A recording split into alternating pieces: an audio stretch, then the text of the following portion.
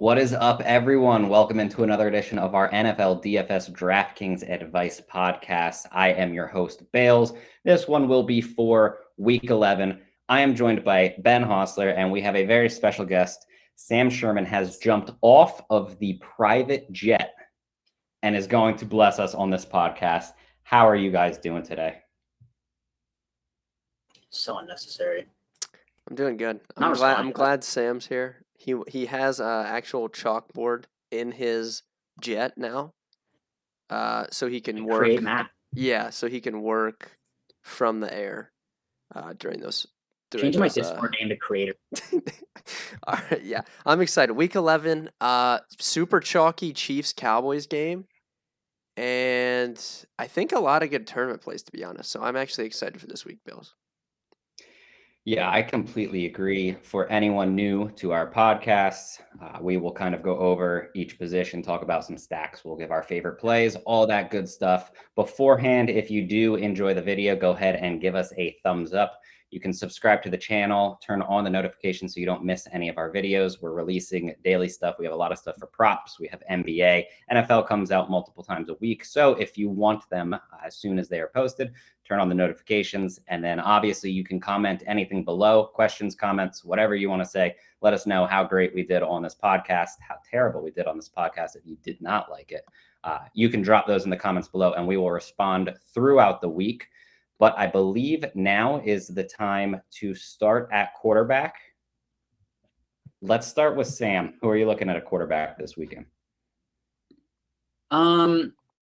So I think it's funny. I might get about halfway done with my article that comes out tonight, and I do find it interesting that if you just didn't know anything about the slate, and if I told you that I currently have Mahomes, Derek Carr, Tua, Cam Newton, probably Josh Allen and Dak all projected for higher ownership than Lamar Jackson. I mean, that's a leverage quarterback if I've ever heard one. So ignoring the obvious, I get Mahomes is, an elite play. Obviously, he'll be really high owned, and he should be. But my favorite in terms of tournaments will be Lamar. And then, depending how popular, I probably would choose the other one in the Burrow Carr matchup. And then, so I guess one of them. And then my third one would be, I still, even though I don't love the matchup and I hate Pete Carroll, I mean, I just think Russ is always, able to be kind of blow up the slate by throwing 4 or 5 touchdowns and not on 50 pass attempts. So I think those are all interesting options for tournaments specific. But I'll let Ben talk about how he's obsessed with Cam Newton. Jeez.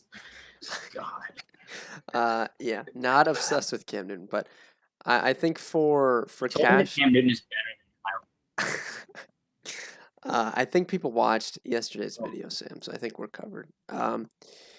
I think for cash, you're probably looking at Mahomes or Cam. Definitely, it's going to come down to if you need the savings with Cam. We might have some new value opening up here, which we'll talk about when we get to the running back position. So I think that's kind of like the cash conversation. Dak firmly in play as well, but I actually completely agree, Sam. Lamar didn't practice today with I think he was like an illness. We'll have to wait and see. As long as he's good to go, though, I'm with you. I think he's the best tournament play on the slate. This is someone that we've played in cash the last few weeks. Someone that we wanted to make a point to play over the rest of the season, kind of citing that positive touchdown regression that should be coming his way. Tough matchup on the road in Chicago, but this is exactly what we dream of when we think about Lamar Jackson. It's getting him at not super high ownership, which he has been the last few main slates that he's been on. So agree, he's probably my favorite tournament play. I like Tua a lot as mid-tier guy. I think that just the Jets are just so bad, and I do think that I think that the ceiling is there in this specific matchup because typically in tournaments we chase ceiling, right? So I'm not really spending down at quarterback on my tournament builds. It's more of getting up to those guys. But I think this week in particular, Tua does definitely stick out to me.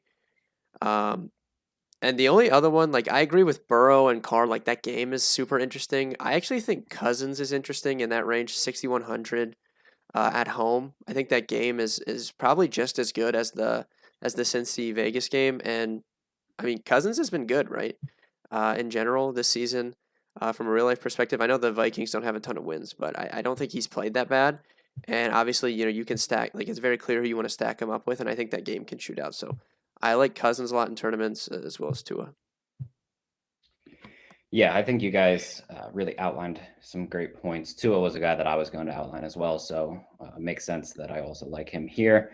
I think there are a few other options that at least can be more or less considered. Aaron Rodgers on the opposite end of that game, I do think is completely fine. Obviously, Aaron Jones is out. Dillon looks really good, and you obviously have such a large target share going to Devontae Adams without Jones kind of in the passing game. So Aaron Rodgers, I think, kind of makes an interesting stack where you know exactly who you're going to stack him with, as it's the case basically every week. But this time it feels slightly more condensed because even though Dillon does have the ability to kind of receive out of the backfield, he can't really go out and essentially play wide receiver the same way that Aaron Jones can. So just stacking up Aaron Rodgers, obviously, in just a really good matchup against Minnesota, I do think makes sense. Ryan Tannehill, I still don't trust that, Tennessee really wants to just hand the ball off to Adrian Peterson 30 times in a game, and they're in a spot where they should be scoring plenty against Houston. So I think Tannehill does come with quite a bit of upside. It's just also if they get out to an early lead, they are the type of team that will run the clock out late.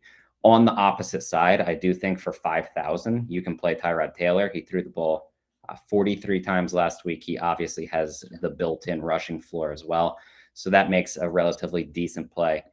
But one of my favorite tournament options at this point in the week is Justin Fields.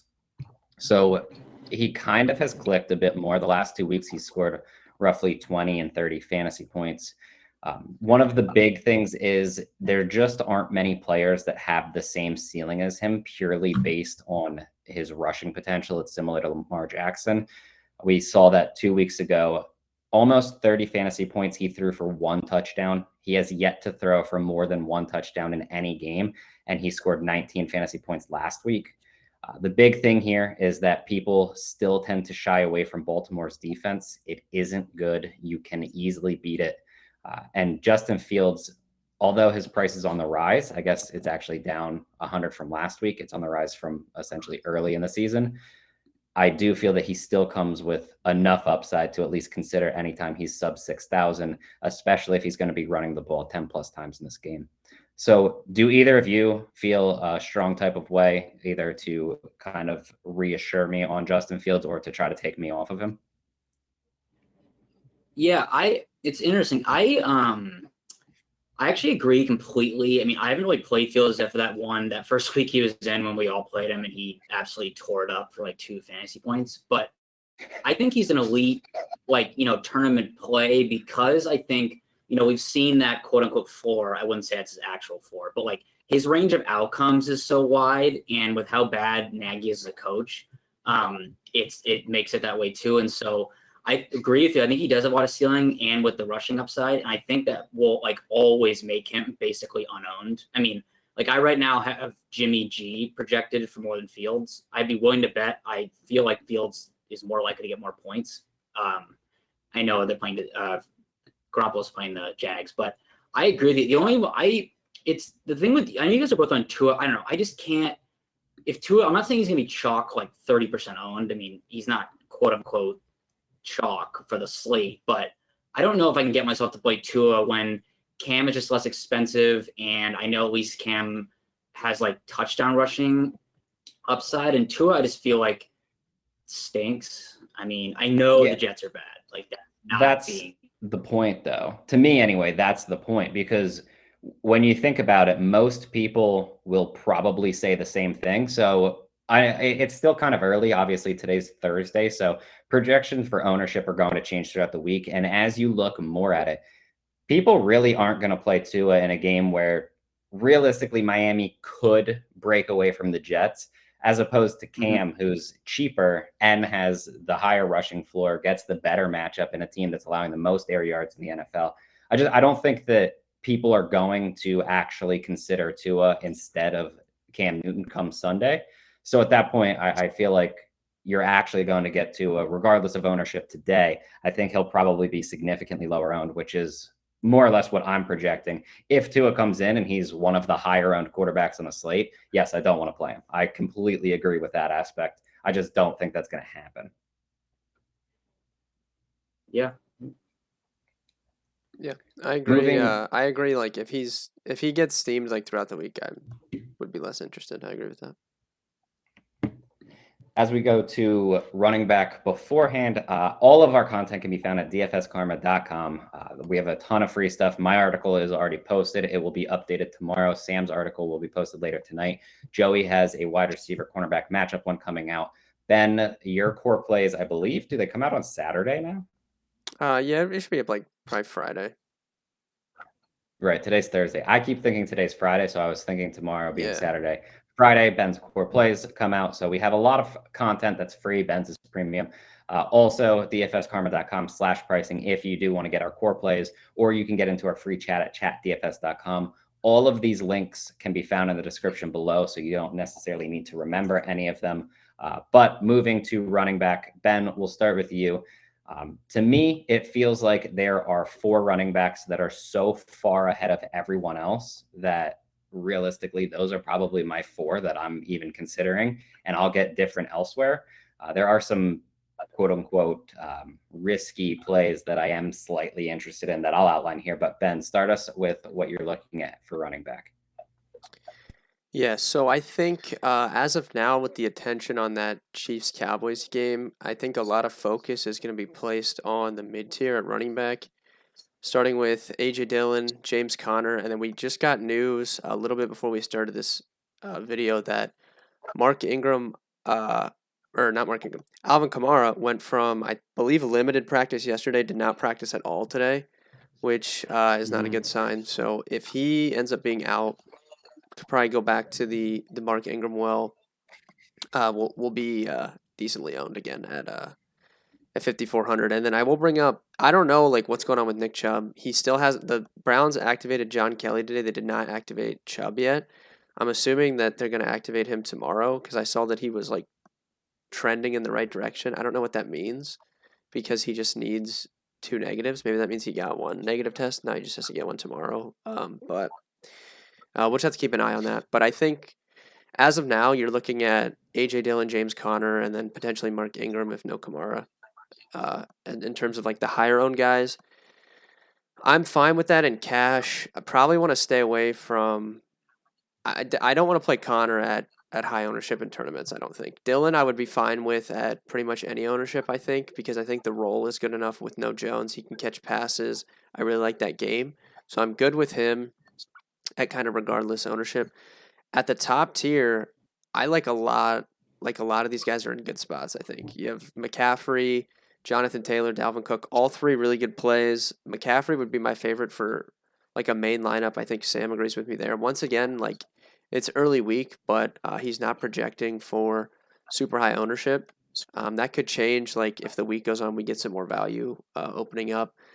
But I definitely really like Taylor again at low ownership. I think is interesting. And then in the mid tier, I'll let Sam talk here. But in the mid tier, I want to bring up Antonio Gibson as a pivot off of some of those higher owned guys. He's 5,900. Kind of got that role right. Like he looked healthier last week. 24 rush attempts. Caught his usual 2 balls. But he's up there in terms of red zone rushing. I think he has 8 attempts inside the 5, so they do give him the ball when they get close, but I don't think he's going to get ownership even coming off of a 21 DK point game relative to those other guys priced around him. Yeah, I agree with that, Sam. Yeah, Ben, I like that Gibson call because I was thinking the same thing. It's weird. I mean, obviously the game script didn't go how people thought last week, but yeah, I think, and sorry if you just said this, but like that was like his highest touch count, I think, of the year or something close to it or something. I know pivot, I would say in that similar range. I know he's kind of hurt whatever, but I feel like he's been hurt a lot. I think James Winston, who is right in between, Dillon, Connor, and Swift, who I think will all be 15 plus at least % owned, I think makes an interesting pivot. I know the Jags suck, but I think if he can actually kind of reclaim that role that I wish he still had from last year, I think he has a pretty decent floor, assuming he's, starts practicing like regularly tomorrow and everything. I I just mentioned, I mean, Swift, I didn't expect him to get talked up to this. I think it's probably mostly because, I mean, Ben, we talked about this in the cash process yesterday. Anyone who thinks that Swift is going to be getting 33 carries and like 10 targets or whatever the targets again, I don't really see that happening, but I still think he's a smash play every week. He's getting like 20% of the team targets. My only thing I was going to ask both of you about it. Well, first, play CMC every slate. 15. I have him at 15% ownership. I expect he gets up to 20, which is too low. I mean, that's ridiculous. I don't know how you just don't play him. He's under 9,000. But my thing with Chubb is, I don't have him projected for that well owned right now. And my thing is, not that the Lions are good anyway, but then especially if Jared Goff misses, which that's not even really a downgrade. I mean, what is the Browns, what's their incentive to kind of run Chubb out and give him, 25 carries? Like I just don't see, I know that's a lot of guesswork, but even if it does lead to lower ownership, I'm not sure I'll get there. I think the interesting pivot up there that no one's going to be on, despite being in that high point total game, is Zeke. Maybe gets a little more ownership. I know like Zeke, it seems like every other week he fails and then he'll score 2 touchdowns, but I think he is at least an interesting pivot off of some of the chalk up there. And because it's higher price, people are going to want to pay up for quarterback and wide receiver.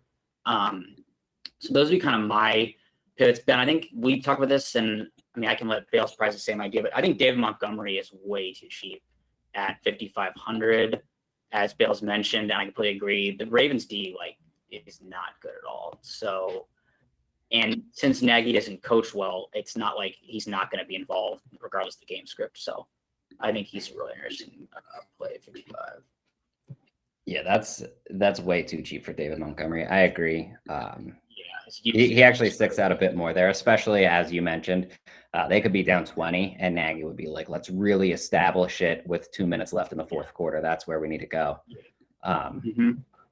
For me, so this is kind of a weird slate. Number one, the guy that I'm most likely going to get in my lineup is Christian McCaffrey. Last year, I said anytime he's under 10,000, you just lock him in, you move on. He's healthy now. I don't really care about the matchup against Washington because he'll just catch 10 balls if they can't establish him on the ground. So it doesn't matter. Last week, 26, he had what?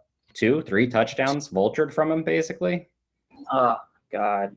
So, sorry, not that. Yeah, Sam has PTSD from it. That was so awesome. But I mean, under 9K, it's just kind of a ridiculous price tag for the type of player and role that he has when healthy. 2, Nick Chubb. I understand Sam's argument to the point where if they get out to an early lead, they need a big lead. They don't really have incentive to give him a ton of touches. But to that extent, one, if the Browns do have a big lead, Nick Chubb has likely already done the damage. So I'm not overly concerned about that. 2, personally, I don't really project leads big enough to bench starters in the NFL generally. I haven't actually seen the spread on Cleveland, Detroit, but I can't imagine it's over like at most that I feel like would be just way too wide of a spread would be like 14 points. If it gets over that, then I think that I would put more merit in maybe Nick Chubb doesn't need a big role or anything. And I think that the third thing is we have consistently seen Nick Chubb go out and flash quote unquote ceiling, because obviously we know that that's not his major ceiling, but ceiling type games for a lot of players, specifically around his price tag in limited touches where he doesn't need 25 touches. It's Nick Chubb. He breaks a ton of long runs. He scores touchdowns. I think against Cincinnati in his last game that he played, he only had 14 carries for basically 140-2. So yeah, you're in that situation. You're kind of projecting that Nick Chubb is playing at this super outrageously efficient level.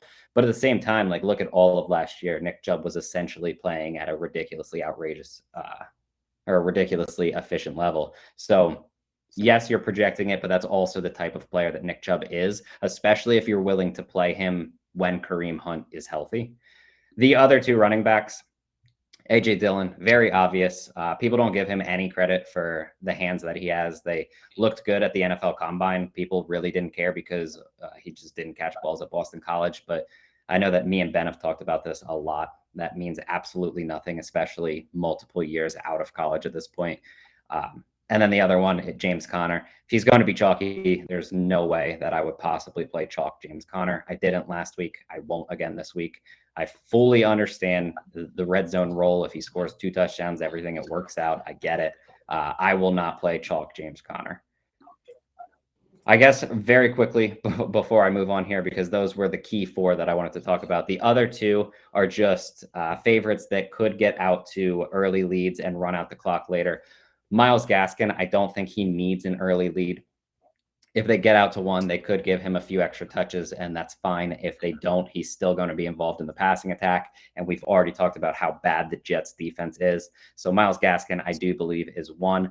And then the second one with Chris Carson unlikely to return, Alex Collins. The big thing is Seattle essentially needs to get out to an early lead so that they run the ball. If that isn't going to happen, there's no way Alex Collins hits value, exceeds value, any of that, because he just does nothing in the passing game. They actually don't even give him the snaps in the passing game. But I do think for 5,000, assuming that he could get like 20 touches, he could have a relatively good game, especially if they're giving him goal line touches. So those are 2 cheaper, interesting options. They're not absurdly high on my list, but they can be considered in GPPs. Do either one of you feel strongly or disagree with either of those 2? No, I mean, I rarely would ever, just because of, so many unknowns, like lock button anyone, but I would have like no issue if you told me I had like 10 lineups and I put CMC and AJ Dillon in every single one. I'd be like completely fine with that. Don't care about the ownership. The spots are elite. The price is good. Yeah, AJ Dillon's a stud. Yeah, I agree. He looks really good if you're watching the games. Yeah. And I'm not even a game film guy. Oh, yeah, I'm not either. Yeah. Ben, quickly, thoughts on AJ Dillon? Yeah. As a player, not as a fantasy option this week. We know you like him. Yeah. I don't think he's. I know him personally. I don't think he's bad. Looks good to me. I have him on a lot of dynasty teams, so I hope he's good. I need him. In 2 years, AJ Dillon or Nick Chubb? Okay. I don't know. 2 years. It's a long time, dude. Yeah. I can't believe you didn't just immediately say Nick Chubb. That is a big leap for him. Some like quote unquote Browns fan. Like, what is that, dude? I'm not. I'm a realist when it comes to the Browns, my friend. The correct answer also is AJ Dillon. Nick Chubb is a big man. AJ Dillon's thighs will make him. What are their ages? Dillon's 24. I want to say 24. Nick Chubb is not old. It's just obviously his legs have been through a bit more. Nick Chubb, if they're like the same age. Okay, we'll get back on track here. All right, let's get. All right, wide receiver. The very clear-cut guy that I feel everyone's going. You guys can disagree if you want, but it's just very clear. Michael Gallup is ridiculously priced. Everyone, especially because they're already using that game, is going to use him. I think the big question that you're... It's not where I thought Bales was going with it. I really did not. Did you think I was going Devontae Adams? No, I thought you were going Tyreek Hill. Sorry. Oh, okay. I was going to say, the problem is they're going to take ownership from each other. I think if you're using Mahomes, you just stack him with Tyreek Hill. But if you're not using Mahomes, I think that Devontae Adams is completely fine because he should get 15 plus targets, right? Yeah, I think Tyreek and Devontae will end up being fairly close. I think other than those 2, T. Higgins and Michael Gallup will both be like super chalk. Like that's going to be the cash game pool. For me, my favorite receiver this week, Justin Jefferson for tournaments, 8,100. No one will play him because, Tyreek's I already talked up Kirk, so of course I like Jefferson. I think he is a great tournament play. In the mid tier, I talked about him on the cash process, but I love going back to the Cole Beasley. Well, he's 4,800. People will not want to play him after what he did last week. I think he's a really good play. I think he sets up really well in that matchup against Indy. That's probably my favorite 2, like just overall non-chalk receivers this week. But I'm going to be really heavy on Jefferson, I think. Yeah, I think those are really good calls. Same. Go ahead. I'm like fine if my current projected ownership, it's early, nobody gave us wrong, but like if CeeDee Lamb is under 10% owned, like what are we doing here? Like what are we doing? Yeah, Like, you I want don't all the understand. pieces in that game. Like I don't want to come on here and No, like just I state understand. like the obvious Like to this people. is set up to be one of the chalkiest, I think, games like in DFS history, or at least in the last couple of years. And like everyone's talking about Mahomes and obviously and Hill and Kelsey and all these other pieces, and then it's like, okay, well, CeeDee Lamb is like not coverable. So I think CeeDee Lamb is elite if he actually is not the owned. Amari, I mean, I don't know. I seem to play him every week, even though he screws me over a lot. But I think he's obviously stackable as well. I think similar to how I like Lamar, I mean, oh my God, Marquise Brown is getting so many targets. Now, he only drops those targets when I play him, but when I'm not playing him and he's getting targets, he has just been a stud. He's not going to get owned at all because of all these high price options. I think he's in a great spot. And then, I don't know, I really think, and it's always tough to choose, like I think one of Seattle's Lockett or Metcalf is in for a huge game.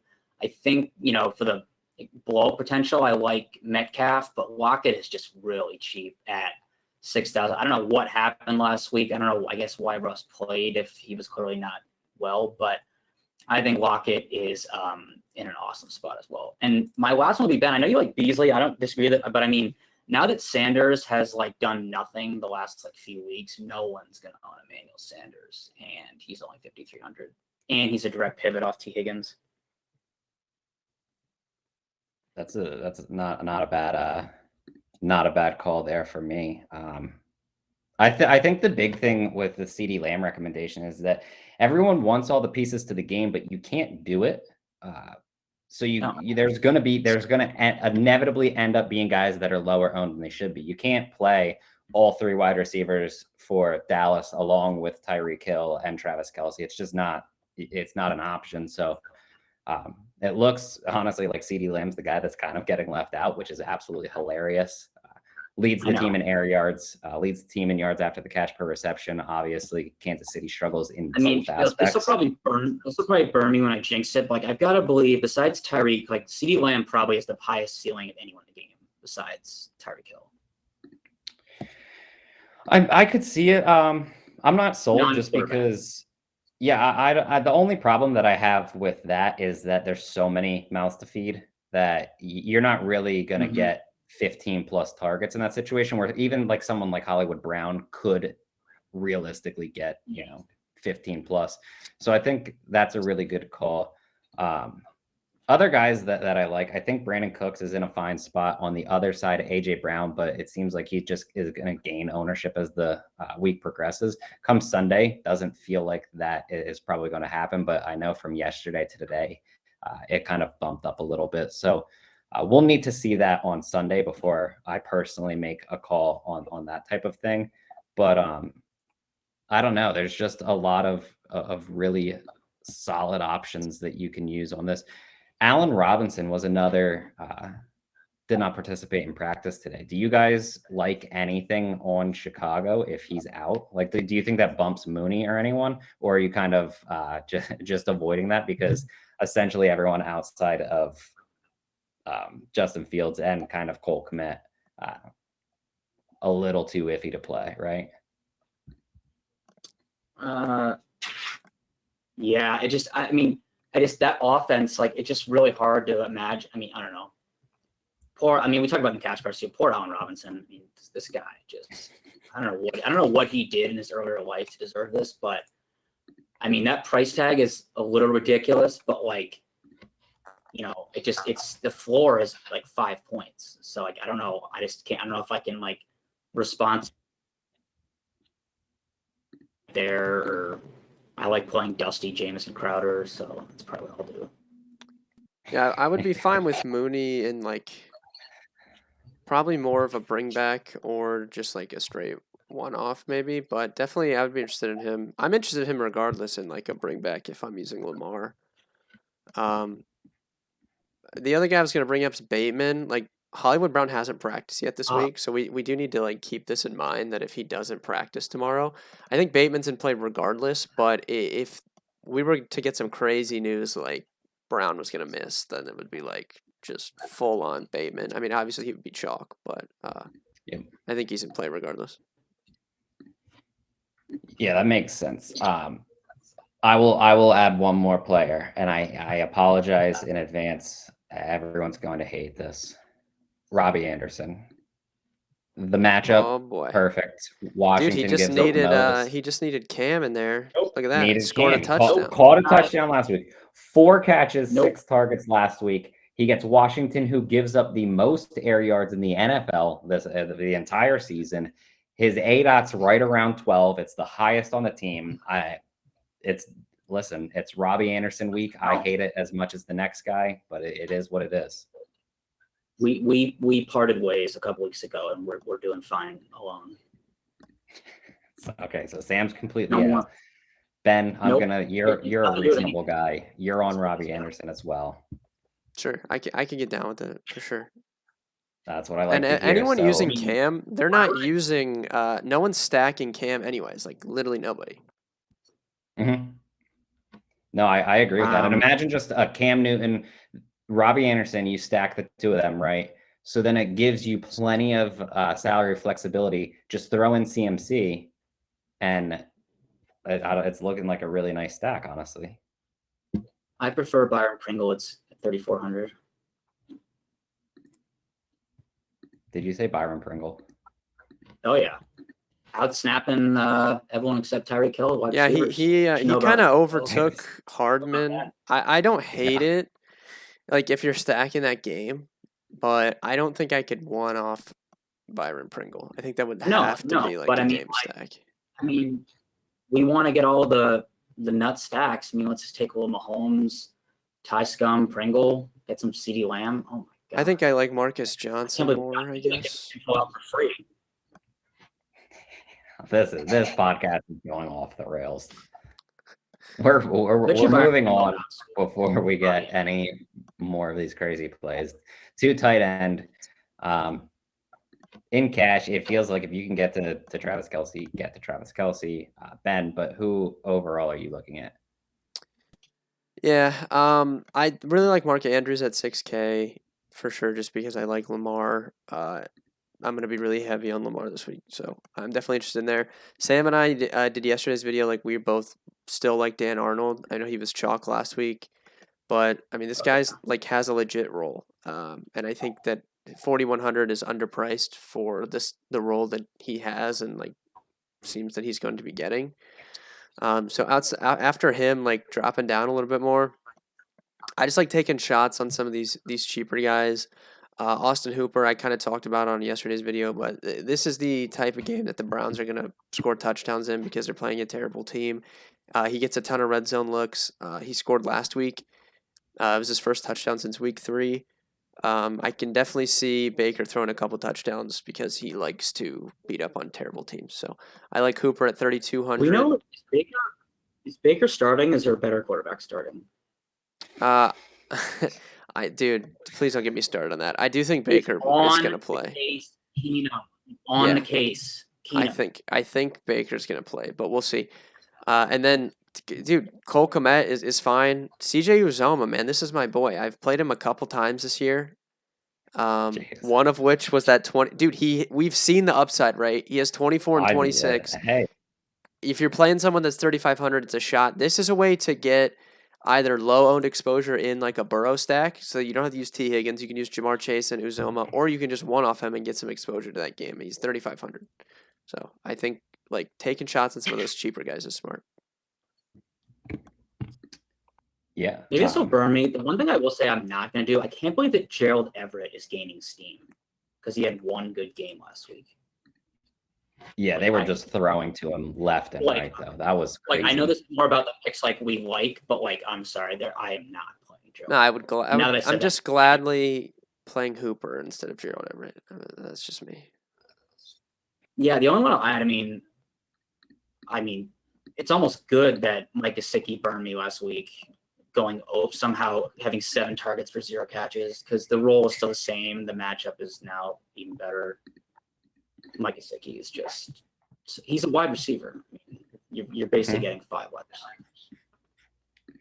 Yeah, Mike Gesicki's one of my favorite too. The matchup is just perfect for him, right? If you're using Tua, I'm fine with it. If you're one-offing, I feel like Dan Arnold is like the same thing, and he's 1,000 less. Yeah, but one of them's better than the other. Yeah, I think Dan Arnold is better, dude. Like 100%. Dan Arnold, you don't think is better than Mike Gesicki, you liar. Dude, this guy. First off, look at his mane in that DraftKings picture, dude. That just makes you want to play. Here's the problem, though.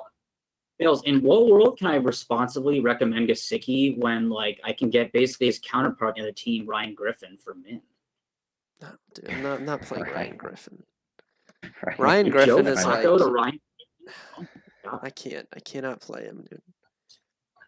I'm like an OG Ryan Griffin truther, Sam. I don't know if you know this, but you are not who is an OG Ryan Griffin? No, this guy right here. I guarantee I'm gonna do some research. I guarantee I've touted Ryan Griffin before. I feel like I believe him just because it's relatively embarrassing. So why would he say that if he was? You guys know I'm the cheap tight end whisperer. Do not doubt me when I talk about tight ends, especially those of the cheap variety on DraftKings. The Logan Thomas of the NFL. All I want you to know is that, and I will toot my own horn, is that I remember for that week that CJ Uzomah absolutely popped off. I scanned all over, and I was the only one who wrote him up because I just knew it was a CJ Uzomah week. Yes, I did lose. Yes, I did lose. Yeah, Bales, I was actually, we didn't try to talk. I mean, Waller looks like he's going to be chalk. I get it. I also don't because Derek Carr hates him, I guess. I don't really know why, but no, actually though, like I don't understand. Like I like Waller more than most, and like I think he's just I don't really understand. Like, you know, you take that first week out, and it's like what is the targets are just not where they should be, and I just don't know if it's trustworthy enough.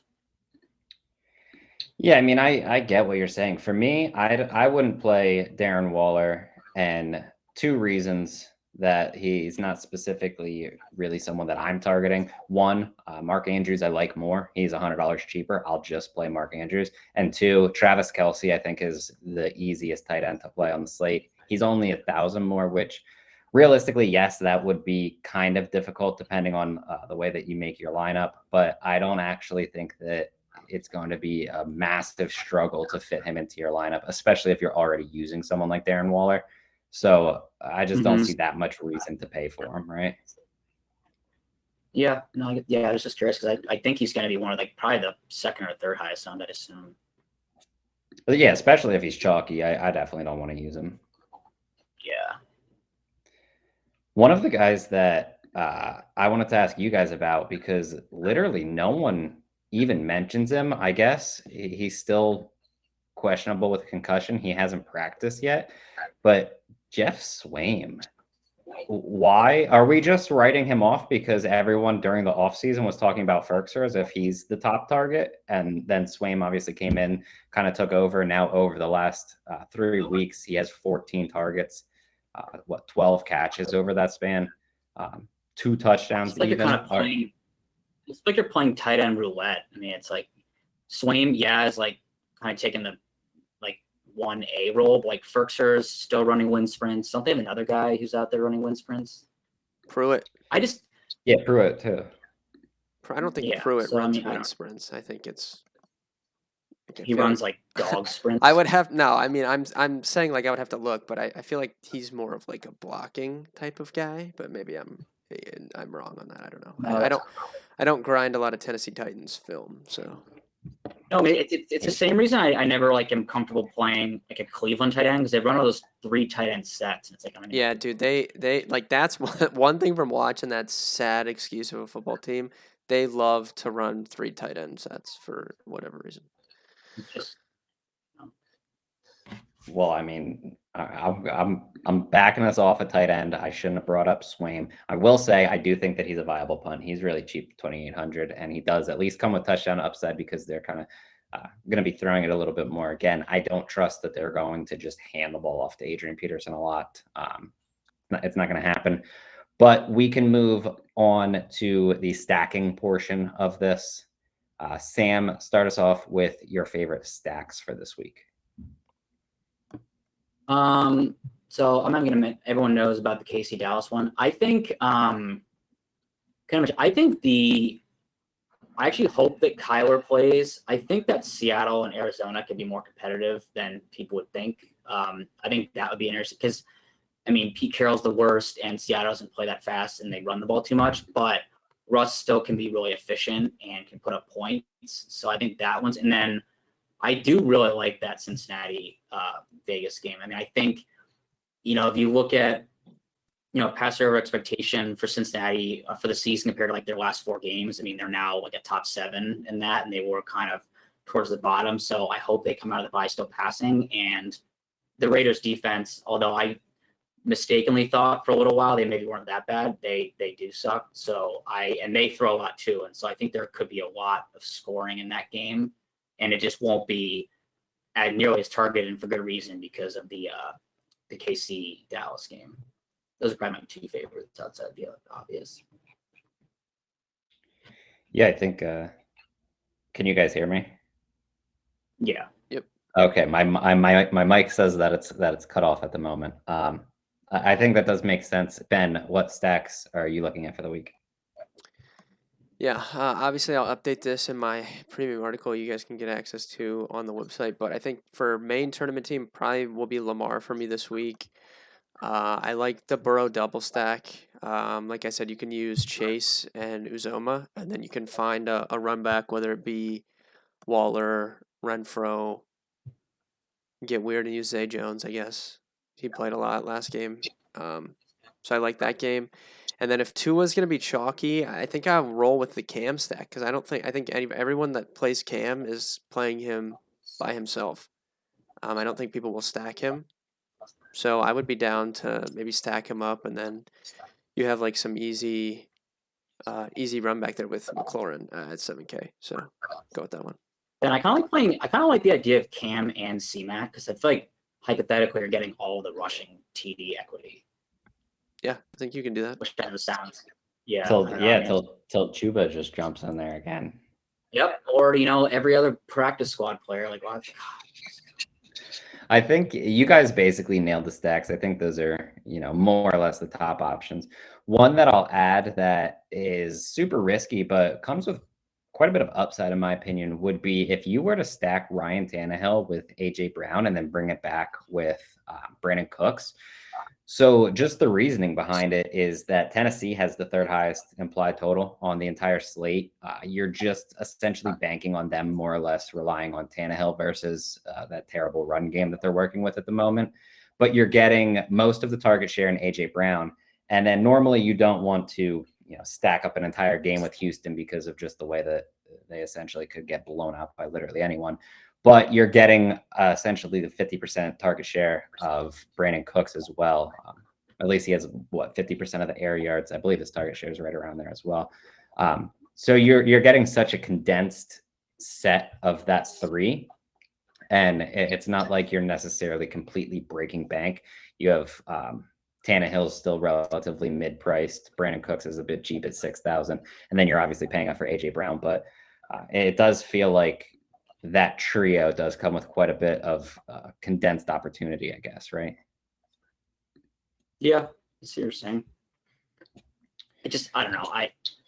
The Titans are so weird. I just can't figure them out. I mean, I agree with that. Are they good? I think they're good, but also are they bad? Yeah, the big thing with me is that there's certain teams that, like, when something happens, essentially what's going to happen. Aaron Jones gets hurt, AJ Dillon is going to get the carries, and Devontae Adams probably gets a few more targets. Derrick Henry goes down, and you would assume that Ryan Tannehill and AJ Brown become more valuable, but I could see them going out and just handing the ball into the trio of terrible running backs like 35 times against Houston this week, right? Yep. So it's a tough situation. We're moving to bold predictions now. Ben, what do you got for this week? Yeah. CJ Uzoma 2 touchdowns this week. Oh my God. All right, Sam. Is that even bold since he's already done that? He's already done it twice, actually. Even bold. He's done it twice. Yeah, I mean, I don't know how that's like kind of like we kind of expect that at this point. So I'm going to parlay my bold. case, I think I think your mic Byron cut out. I Pringle. think Your you mic, got- yeah, your mic cut out. Say that He again. just said I'm gonna parlay my bold He call. probably and shut it then off, so he was didn't have to actually say It was one. so hot his mic cut out. Test. There you go. I'm going to say Byron Pringle is the highest point per dollar like value of all wide receivers, and that he outscores Robbie Anderson. I mean, that's bold. That's a hot take. Is it bold or is it a future? Will he outscore CJ Uzomah though? That's the question. No, because I mean that dude's locked in for 2 touchdowns. That guy's locked in for 2 Thank you. touchdowns. Vegas, second most fantasy points allowed to tight ends. I just want to throw that in there. All right, thank you. Bales. Hey, Take I it. will go CD Lamb, 150 yards, 2 touchdowns. Thank you. I would love that to be true. Yeah, I really would love that. I feel very good about CD Lamb this week, honestly. And the more that I think about it, the more he's probably making his way into my lineups. I just didn't realize how low I was on CJ Uzomah. I had him projected for 2 touchdowns, so I got to go fix this. You got to make that change immediately. Yeah, that's like All right, that is all we have for you guys this week. Once again, if you enjoyed the video, please give us a thumbs up, subscribe to the channel, comment any questions or comments you have below. We will respond to them throughout the week. Until then, we will be back next week's Thanksgiving. Yeah, we'll probably so just early playing for anyone still watching this train wreck of what a video should look like. But early play on cash process will be for the Thanksgiving slate. And then ideally we have another video not out on Thursday, but maybe like a Friday, Saturday type video for the main slate, something. But definitely we'll have a video for Thanksgiving slate, and then the main slate we'll have content, but video to be determined. We'll see what's going on with that for sure. There you have it. Good luck this week, and we will see you guys back next week.